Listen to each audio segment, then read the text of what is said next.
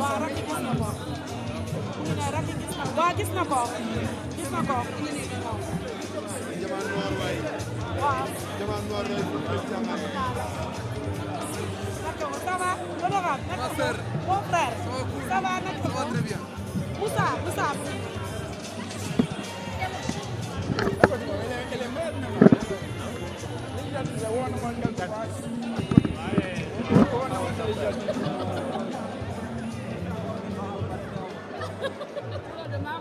Une fois monument dafa bëgg a participer si financièrement.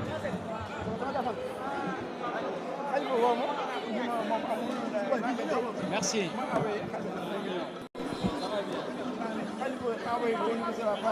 Merci.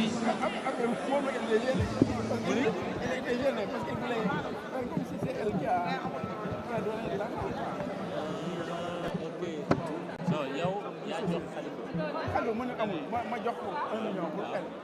Après Khalifa ñu ma saar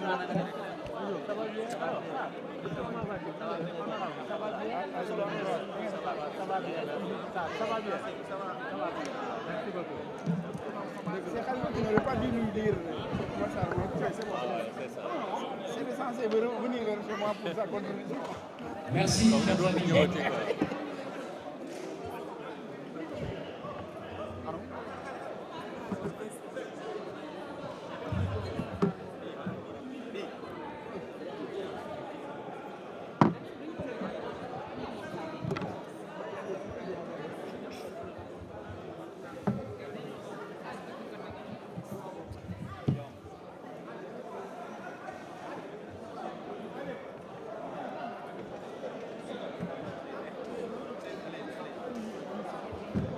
Merci beaucoup, la presse, vous êtes prêts?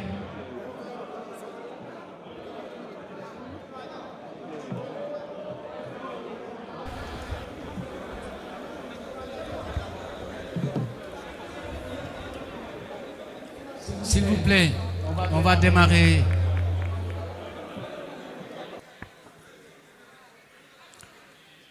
Merci beaucoup. Mesdames et messieurs de la presse, au nom du secrétariat exécutif national de l'Alliance pour la République et au nom de son président, le président Macky Sall, nous vous souhaitons la bienvenue et vous remercions pour votre présence à ce point de presse organisé, comme je le disais tout à l'heure, au nom du secrétariat exécutif national de l'Alliance. Permettez-moi, avant d'entrer dans le vif du sujet, de souhaiter une très bonne chance aux Lions du football qui disputent demain un match de quart de finale, demi-finale de la CAN. Et nous leur souhaitons tout le succès possible et espérons qu'ils nous reviendront avec une deuxième étoile.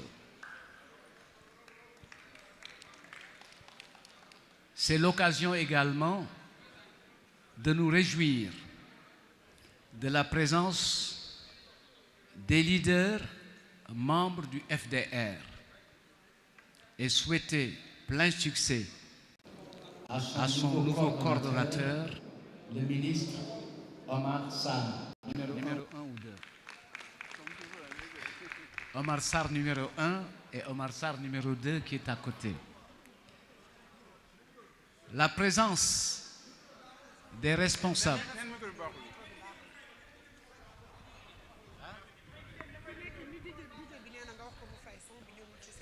Apparemment, il y a des problèmes de son.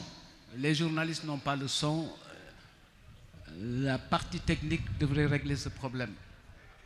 C'est bon ou pas? Nee na nga wàññi. Son bi nee na ñu baaxul nga wàññi. C'est bon maintenant? Là, ça va.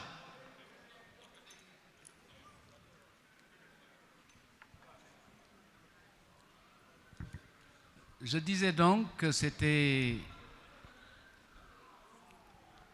pour nous l'occasion de nous réjouir de la présence des leaders membres dont les partis sont membres du FDR. Vous le savez, l'Alliance pour la République est une composante importante à côté d'autres partis importants de notre vie politique qui ont décidé, à travers le FDR, de s'engager autour d'une conviction commune et partagée: la défense de la République sans concession et jouer la démocratie jusqu'au bout. Donc, merci pour ce soutien qui ne date pas d'aujourd'hui, puisque depuis que l'Alliance pour la République est dans l'œil du cyclone, visée par ce pouvoir revanchard, le FDR n'a jamais manqué à l'appel au titre de la solidarité dans cette cause commune, la défense de la République, mais dans l'action concertée pour exprimer des positions qui sont les meilleures pour le peuple sénégalais. Comme vous pouvez l'imaginer, ce point de presse est justifié par une décision très curieuse intervenue hier concernant deux personnes mises en cause que sont M. Tahirou Sarr et l'honorable député Mohamedou Ngom Di Farba. L'annonce de la libération de Farba Ngom et de Tahirou Sarr dans la journée du 12 janvier a été accueillie positivement par l'ensemble des populations du Sénégal. Mais cette joie fut de très courte durée, du fait d'un appel contre toute attente du procureur du parquet financier, du Premier ministre Ousmane Sonko. Ce dernier d'ailleurs a fini de ridiculiser la justice en demandant, après un rabat d'arrêt, la réouverture de son procès contre un de nos camarades, M. Mame Mbaye Niang, pour valider une candidature pour 2029. Cette opposition à la libération de l'honorable député des Agnam traduit, selon nous, et ce qu'on dit depuis le début, un acharnement contre un homme, en l'occurrence Farba Ngom, qu'il ne qualifie plus d'adversaire politique, mais qui est pour eux un ennemi, une cible à abattre. Rappelez-vous le discours de la honte à Agnam, quand M. Ousmane Sonko interpellait Farba Ngom pour lui dire que ce serait sa dernière participation à une campagne électorale. Rappelez-vous que l'honorable député Farba Ngom est le seul détenu dont, avant la convocation, le procureur de la justice, le procureur de la République a sorti un communiqué. Rappelez-vous comment Farba Ngom a perdu son immunité parlementaire.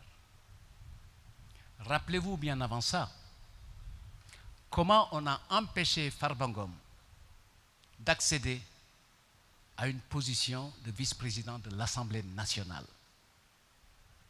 Et depuis un an, pratiquement, c'est toujours des accusations. Aucune preuve établie. Depuis pratiquement un an, c'est de la haine.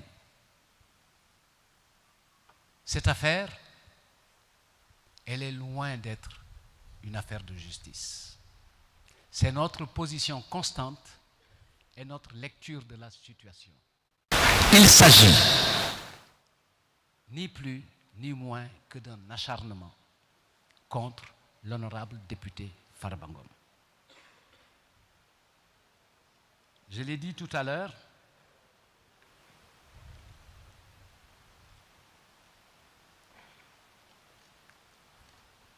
Merci beaucoup. La décision qui a été largement commentée depuis hier, elle évoque deux situations. Pour les uns, c'est une justice à géométrie variable. Pour les autres, c'est une justice qui s'exprime à travers deux poids, deux mesures. Et l'un dans l'autre, ce qui est constant, c'est qu'il y a une inégalité de traitement là où la loi dit que tous les citoyens sont égaux devant la loi. Je ne reviendrai pas sur l'acharnement, puisque tout le monde se souvient de cette affaire, tant du point de vue de la procédure que des éléments factuels. Souvenez-vous, cet appel du procureur, c'est une récidive. C'est la deuxième fois que le juge a ordonné une remise en liberté et que le procureur se pourvoit en appel, interjette appel. Loolu bu dul singali lan la ci wolof bu dul singali lan la ci wolof. Depuis 1 an, le procureur nous promet des preuves, des scandales, des détournements. Et jusqu'ici, rien de tout ça n'est avéré. Ce qu'on constate, malgré des rapports médicaux qui attestent de l'incompatibilité de l'état de santé de Farba Ngom avec le milieu carcéral, il y a toujours cette situation totalitaire de maintenir la Farba Ngom en prison. Et à ce titre-là, les organisations qui défendent les droits de l'homme se sont prononcées. Mais ils n'ont pas trouvé une oreille attentive parce que omnibulés par la haine et son désir de liquider Farba Ngom. De notre point de vue, nous réaffirmons nos convictions républicaines.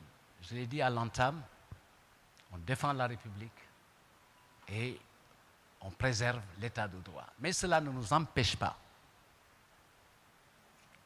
d'avoir un avis sur cette décision. Et à ce titre, nous sommes très étonnés que les citoyens sénégalais, à qui nous reconnaissons le droit et la responsabilité de dire le droit, le disent mais ne l'appliquent pas. Et dans ce contexte, la justice, qui doit être un rempart, ne devrait jamais se transformer en risque et en danger pour notre République. Nous l'avons vu tout à l'heure, pour être très étonné. Depuis quand un ministre de la Justice prend le rôle du procureur pour se prononcer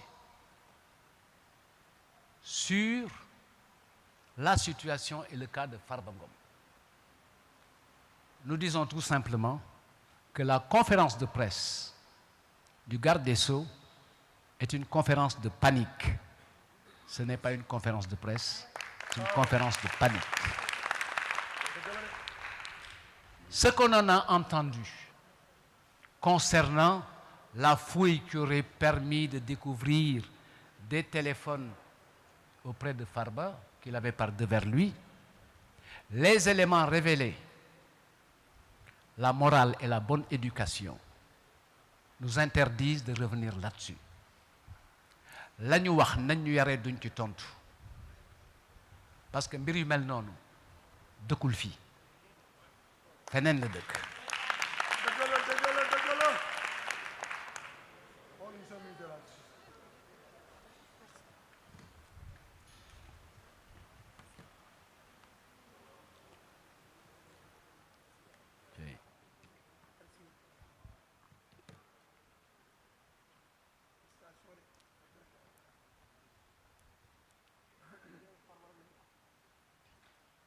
comme je l'ai dit tout à l'heure, cette décision de maintenir l'honorable député Farba Ngom nous conforte dans notre vision. Dans cette affaire, tout est politique. Tout est politique. Ce n'est pas une affaire judiciaire, de notre point de vue. Si tant est que c'était une affaire judiciaire, on aurait fait droit au droit de Farba Ngom. Malade. Et rien n'interdit à la justice de le libérer et de prendre les dispositions qui permettent de l'avoir sous contrôle. Et nous sommes convaincus que beaucoup de Sénégalais pensent la même chose. C'est une affaire d'acharnement, c'est de la haine, c'est la justice des vainqueurs, c'est de la revanche. Et ça met en péril notre vivre ensemble et notre République. On l'a dit à l'entame, notre préoccupation centrale, c'est la défense de la République et de ses valeurs. C'est la préservation de la démocratie, ses valeurs et de ses usages. Puisque lu ñu bokk la kenn mënu ko séddoo dem ak moom. Aujourd'hui, nous réaffirmons sans trembler que le comportement du parquet n'est pas ce qui était attendu.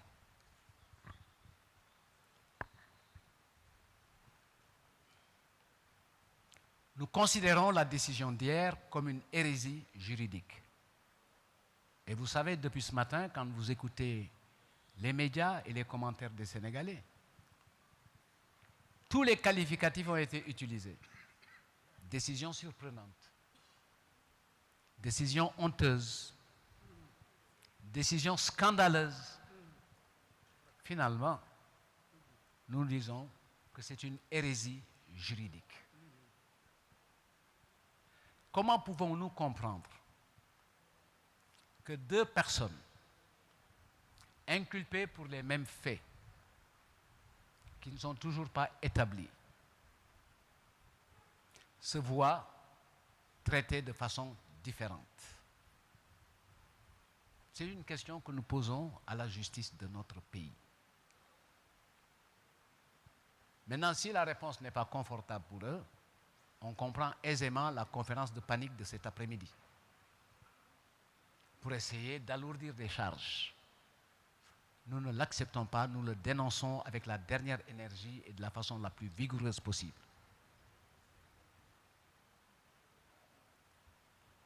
Cette décision est une hérésie, je le disais tout à l'heure. L'Alliance pour la République et ses alliés, fidèles à leur posture, comme je l'ai rappelé, de défense de la République et de l'État de droit, feront face au régime totalitaire qui est en train de gouverner notre pays. Dans la même dynamique, nous exprimons notre solidarité et notre soutien total aux camarades du parti et aux citoyens sénégalais injustement privés de liberté. Je veux citer Pape Malick Ndour, Lat Diop, Ismaël Madior Fall, Mamina Daffé, Moustapha Diop, Aïssatou Sophie Gladima, Jérôme Bandiaki, Ndeye Sali Diop, Soya Diagne, Maodo Malick Mbaye, Madiambal Diagne, 3 points de suspension. À cet effet, nous exigeons la cessation et la fin de tous les régimes privatifs de liberté et exigeons leur libération sans condition.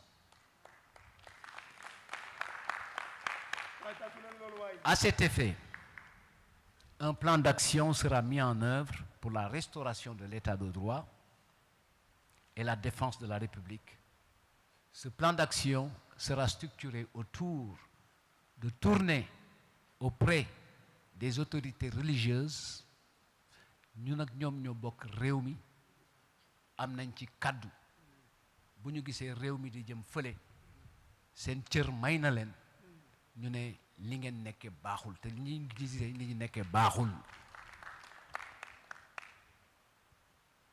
Cette tournée devra nous mener auprès des organisations de la société civile qui, dans leur rôle de défense des droits de l'homme, ont leur mot à dire sur la situation carcérale inacceptable, injuste de nos camarades. Elle devra nous mener également cette tournée vers les représentations diplomatiques, puisque au bout du bout, il s'agit de l'image du Sénégal et de sa stabilité. Elle devra nous permettre d'être en contact avec toutes les forces démocratiques et citoyennes dont la perspective est de défendre la République, que ce soit des forces citoyennes organisées. Dans ce plan d'action, on annoncera très prochainement la date d'un grand rassemblement, une marche nationale pour la libération des détenus et des otages politiques. Pour terminer, la République est en danger. La démocratie est en péril. Il faut les sauver l'une et l'autre. Et c'est la mission du Front pour la défense de la République et c'est l'engagement originel de l'Alliance pour la République. Je vous remercie de votre bienveillante attention. Merci. Je vais à présent laisser la parole à Mariam Thiambabou. Vous ne changez pas le dispositif, je vais changer de place pour qu'elle puisse parler. Merci. Elle va nous faire le résumé en Wolof. Merci.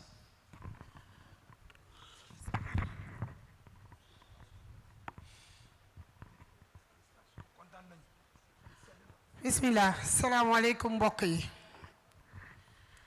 ñoo ngi leen di nuyu di leen sant di leen gërëm di rafetlu teewaay bi. Monsieur le ministre maa ngi lay sant ci parole bi nga ma jox di sant Alliance pour la République ci opportunité bi ma jox tey ma mën a wax ci wolof li nga xam ne jot nga koo wax ci nasaraan di nuyu sunu mbokk waa FDR yi nga xam ne su ma ci limee monsieur le ministre Oumar Sarr mel na ni lim naa ñi fi teew yépp di sant mbokk Fuuta waa Agnam particulièrement di sant di gërëm la presse mbokk Sénégal li ñu fi tax a toog tey njàqare la tiis la ci lu jëm ci wàllum yoon ci suñu réew. démb bi décision bi wàccee ñu ne juge d'instruction bi wax na ne Farba Ngom ak Tahirou Sarr toppeewu leen dara ci li ñu leen di jiiñ